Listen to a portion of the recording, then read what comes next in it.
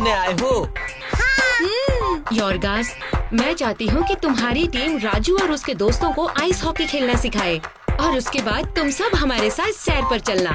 हगवा, हैगो, ये सब मेरे दोस्त कोपा, मोपा और अंगमो। निरांगी मिंगला चीन। नाम क्या तुम्हारा? राजू। और ये है जूली और गोपी। गोपी, अच्छा नाम। और मैं हूँ चार्ली। क्या तुम भी आइस स्केटिंग करोगे? हाँ बिल्कुल। देख के नहीं लगता तुम्हें कि मैं ही जीतूंगा? जीत सकते, पर तुम्हें कसरत की बहुत जरूरत। क्यों?